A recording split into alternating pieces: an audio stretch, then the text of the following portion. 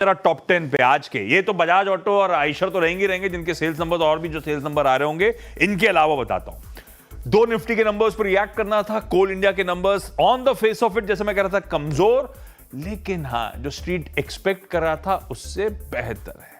पर एक brokerage report कहती है वो इनलाइन ही मान के चल रहे हैं इस स्टॉक का परफॉर्मेंस। यहां से आयशर मोटर्स दूसरे नंबर थे। आयशर मोटर्स में रेवेन्यूज तो फिर भी ठीक थे, पर वो रेवेन्यू ट्रैक्शन आया मार्जिन्स में तगड़े कॉन्ट्रैक्शन के एवज में। हां, कमेंट्री आने वाले समय के लिए, इस साल की दूसरी छमाही के लिए बेहद इनकरेजिंग। तीसरा रखिए फिर आप दो निफ्टी के बाद वायदा के नंबर्स बताता हूं। जेएसडब्ल्यू एनर्जी अच्छे नंबर्स, मार्जिन्स में 500 बेसिस पॉइंट्स का जंप, मुनाफा 42% इंप्रूव होता हुआ नजर आया। मैनकाइंड फार्मा के रिजल्ट्स अच्छे नंबर्स हैं मैनकाइंड के, हालांकि मैनकाइंड आमतौर पर डिसेंट नंबर्स देता भी है। स्टॉक ठंडा पड़ा हुआ था, देखते हैं कैसे बिहेव करेगा। पीबी फिनटेक यानी कि पॉलिसी बाजार तीसरी वायदा की कंपनी, पीबी फिनटेक के भी नंबर्स अच्छे हैं, देखते हैं स्टॉक कैसे रिएक्ट करेगा। कैश के कुछ बहुत लंबी लिस्ट है, मैंने सिर्फ चुनिंदा कुछ इंटरेस्टिंग और इंपॉर्टेंट स्टॉक्स मेंशन कर रहा हूं। Swiggy, Thermax, city union bank और आरआर काबिल, ये सारे नंबर्स पे, वैसे सारे नंबर्स अच्छे थे। आरआर काबिल का भी मेरे ख्याल से मार्जिन्स में एक्सपेंशन था। स्विगी को लेकर आप